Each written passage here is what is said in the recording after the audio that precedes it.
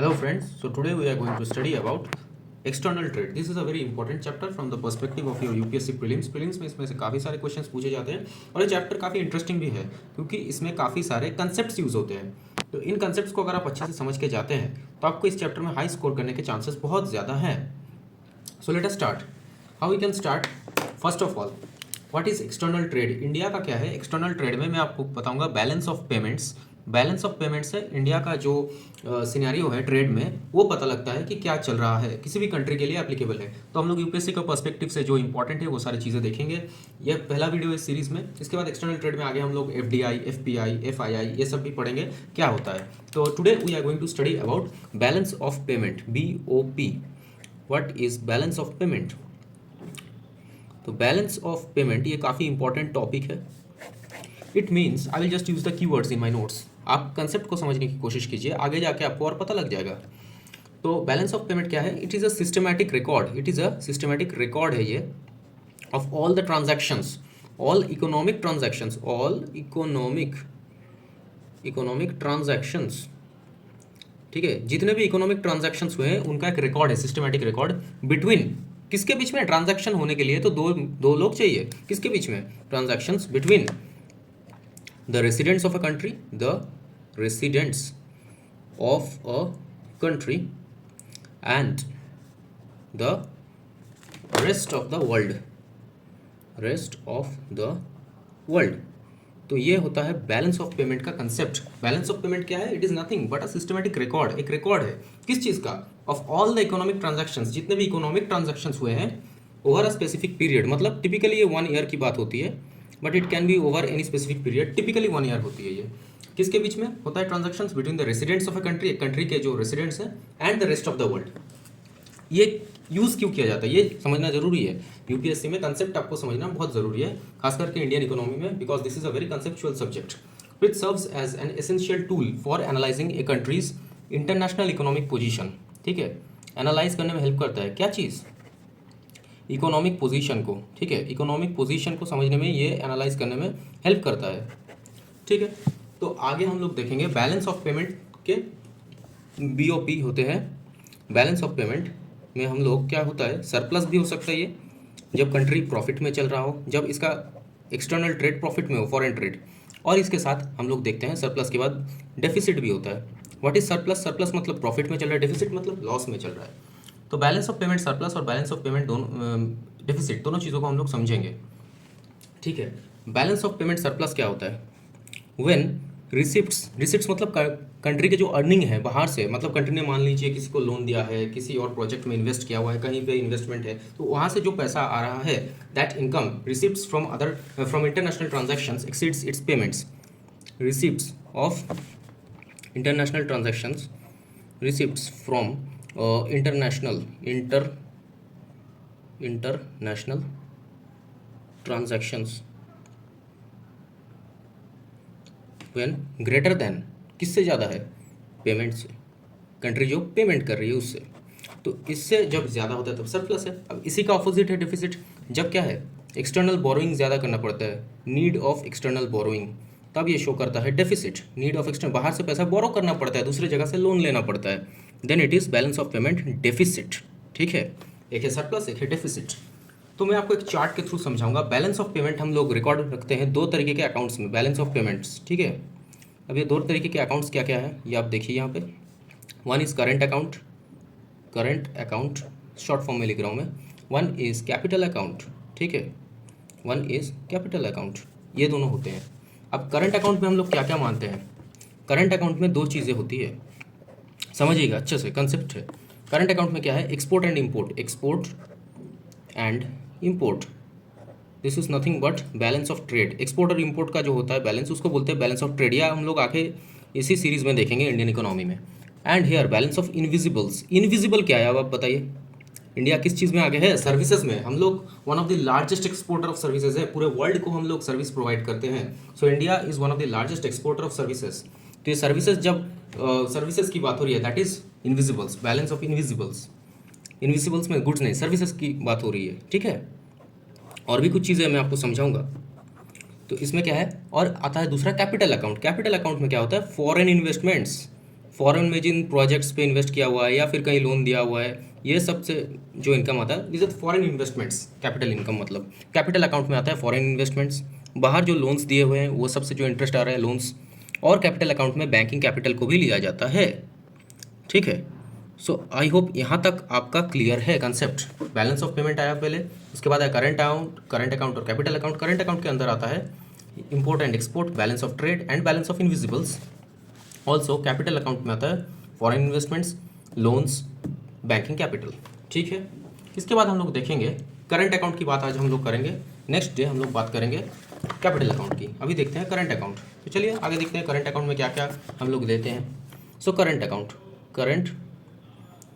Current I hope मेरा hand writing आपको समझ आ रहा होगा। ठीक है, करंट अकाउंट में हम लोग क्या लेते हैं, ट्रैक करता है किन चीज़ों को, flow of goods, tracks. Current account में किन चीज़ों का ट्रैक किया जाता है, tracks the flow of goods, tracks the flow of goods services. ठीक है, गुड्स सर्विसेज, इनकम, इन्वेस्टमेंट नहीं, करंट ट्रांसफर्स। ठीक है, current transfers, these are the things between a country and the rest of the world. अच्छा, इन्हीं चीज़ों को आप याद रखिए, नाम याद रखिए, कीवर्ड्स आपको याद हो जाएगा। सो करंट अकाउंट में क्या क्या चीज़ लिए जाते हैं, फ्लो ऑफ गुड्स, जो गुड्स हम लोग इंपोर्ट एक्सपोर्ट कर रहे हैं, द सर्विसेज, जो मैंने आपको बताया कुछ देर पहले, सर्विस देते हैं। India is one of the largest exporter of services, services हम लोग का काफ़ी स्ट्रॉग है। करंट ट्रांसफर्स, ये सब चीज़ें, ठीक है, between a country and the rest of the world. ये करंट अकाउंट में हम लोग गिनती करते हैं इन चीज़ों की। तो करंट अकाउंट में क्या होता है, बैलेंस ऑफ ट्रेड दो मेजर कैटेगरीज में डिवाइड किए जाते हैं। ठीक है, टू मेजर कैटेगरीज में करंट अकाउंट को डिवाइड किया जाता है, two major categories, two major components मान लीजिए। चलिए पहले हम लोग बात करेंगे बैलेंस ऑफ ट्रेड की। ठीक है, बैलेंस ऑफ ट्रेड काफ़ी इंपॉर्टेंट टॉपिक है, ये ध्यान से सुनिएगा। You will find many questions in your prelims as well as you can use this concept in mains. Prelims mains में से क्वेश्चंस आते हैं। बैलेंस ऑफ ट्रेड क्या होता है, बैलेंस ऑफ ट्रेड है nothing but the difference between the exports and imports of physical goods. Simple भाषा में यही मतलब होता है। क्या होता है, difference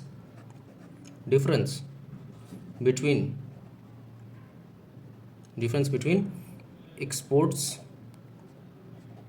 exports and imports of physical goods की बात हो रही है, याद रखिएगा। बैलेंस ऑफ इनविजिबल में सर्विसेज आती है, बैलेंस ऑफ ट्रेड में नहीं आती है। बैलेंस ऑफ ट्रेड में वो चीज़ें आती है जो फिजिकल गुड्स हैं। ठीक है, फिजिकल गुड्स जो देश से एक्सपोर्ट इंपोर्ट हो रहा है, these are the things. Difference जो होता है टोटल एक्सपोर्ट्स टोटल इंपोर्ट्स का डिफरेंस जो है इन दोनों का, that gives us the balance of trade, only physical goods not services. तो बैलेंस ऑफ ट्रेड क्या रहा है, अगर हम लोग थोड़ा डेटा को लें, सो आप देख सकते हैं, अगर हम लोग बात करें 2019 टू 2020 की, इस ईयर में क्या रहा है हमारा balance of trade. Balance of trade हम लोग का रहा है, यहाँ पे हम लोग बैलेंस ऑफ ट्रेड को लिखते हैं। ठीक है, balance BOT, balance of trade 2019 to 20, 2020 to 21। इसके बाद हम लोग लेंगे 2021 टू 22 का डेटा को। ठीक है, आफ्टर दैट 2022 टू 23 का डेटा को, आफ्टर दैट 2023 टू 24 के डेटा को हम लोग लेंगे। ओके, तो यहाँ पे हम लोग देखते हैं क्या क्या है। बैलेंस ऑफ ट्रेड क्या है, -$157.5 बिलियन। ठीक है, ये रहा है। अब माइनस का मतलब क्या है, डेफिसिट रहा है। डेफिसिट मतलब कमी रही है, डेफिसिट मतलब गुड्स एक्सपोर्ट में अच्छा नहीं किया है पिछले कुछ सालों में। सो यहाँ पे आप देख सकते हैं, but there is improvement significantly, आप देख सकते हैं इम्प्रूवमेंट है, बिल्कुल इम्प्रूवमेंट है। उसके बाद देखिए यहाँ पे फिर थोड़ा सा ट्रेड डेफिसिट दिख रहा है हम लोगों को बैलेंस ऑफ ट्रेड में। ठीक है, after that we can see 2022 to 23, यहाँ पे माइनस में फिर से आ गया 265.3 बिलियंस। ये डॉलर में बात हो रही है, जो डेटा है वही मैं आपको दिखा रहा हूँ। और यहाँ पे लगभग 242.1 बिलियन। ठीक है, इससे आप देख सकते हैं पिछले कुछ ट्रैक रिकॉर्ड्स। तो इसमें क्या दिख रहा है आपको, बैलेंस ऑफ ट्रेड हम लोगों का रिसेंट कुछ ईयर में डेफिसिट में रहा है, ये आप देख सकते हैं। बिल्कुल, आई होप आपका क्लियर है। अब हम लोग देखेंगे ना, यहीं पे हम लोग बैलेंस ऑफ इनविजिबल को भी देखेंगे कि क्या आ रहा है, ये भी देखेंगे। ठीक है, कुछ देर बाद। पहले आपको मैं समझाता हूँ बैलेंस ऑफ इनविजिबल क्या होता है। अब बैलेंस ऑफ ट्रेड में जो फिजिकल गुड्स है, इसमें क्या दिखाता है, हेवी रिलायंस, मतलब निर्भरता, बाहर के देशों पे रिलाय करते हैं हम लोग, हेवी रिलायंस ऑन इंपोर्ट्स में हम लोग रिलाई करते हैं बहुत ज़्यादा, बहुत सारा सामान बाहर से हम लोगों को अपने देश में मंगवाना पड़ता है in balance of trade, like crude oil ये देख सकते हैं आप, या फिर आप देख सकते हैं मशीनरी। ठीक है, you can see machinery, you can also see electronics, ठीक है, एट्सेट्रा। ये सब चीज़ों इंपोर्ट्स कर रहे हैं हम लोग। अब आते हैं बैलेंस ऑफ इनविजिबल में, काफ़ी इंपॉर्टेंट है बैलेंस ऑफ इनविजिबल। ये हम लोगों के देश का one of the strongest points है, बैलेंस ऑफ इनविजिबल्स। इंपॉर्टेंट है, आप देख सकते हैं। ज़्यादा लंबा नहीं रखेंगे वीडियो को, इसके बाद ही ख़त्म कर देंगे। बैलेंस ऑफ इनविजिबल्स में आपको क्या दिखेगा, सर्विसेज। काफ़ी ज़्यादा हम लोगों का सर्विसेज एक्सपोर्ट होता है, एक्सपोर्ट काफ़ी हाई है हम लोगों का, सर्विसेज एक्सपोर्ट्स हाई, ये हाई है हम लोगों का, ठीक है। प्राइमरी इनकम, प्राइमरी इनकम क्या होता है भाई, वो भी आपको समझाता हूँ मैं। Let me explain primary income क्या होता है। Earnings from foreign investments and compensation to employees abroad. Earnings from foreign investments, मैं जो आपको समझा रहा हूँ ना, कंसेप्ट को समझिए, नोट्स ज़्यादा लिखने में टाइम मत बिताइए, आपको कंसेप्ट ही समझना है। कंसेप्ट अगर आपके दिमाग में एक बार बैठ गया तो आप एग्जाम में जाके सही आंसर टिक मार्क कराएंगे। क्योंकि आप देखते हैं, देख ही रहे हैं पिछले कुछ सालों में यूपीएससी अपने प्रीलिम्स को काफ़ी ज़्यादा कॉम्प्लेक्स और कंसेप्चुअल बनाते जा रही है हर साल। So you need to understand the concepts clearly. Earnings from foreign investments and compensation to employees abroad, ये हो गया आपका प्राइमरी इनकम, ठीक है। और यहाँ पे जो बैलेंस ऑफ इनविजिबल है, इसमें ज़्यादातर हम लोग किस चीज़ को कंसिडर करते हैं, बैलेंस ऑफ इनविजिबल में, बैलेंस ऑफ इनविजिबल में हम लोग कंसिडर करते हैं सर्विसेज, ठीक है, सर्विसेज। फिर इनकम, इनकम मतलब जो मैंने अभी आपको बताया, प्राइमरी इनकम, ट्रांसफर्स, ये सब चीज़ों को हम लोग करते हैं कंसिडर, ठीक है, एट्सेट्रा, ये सब चीज़ों को हम लोग कंसिडर करते हैं। बैलेंस ऑफ इनविजिबल हम लोग का काफ़ी स्ट्रॉन्ग रहा है, बैलेंस ऑफ इनविजिबल हम लोगों का काफ़ी स्ट्रॉन्ग रहा है।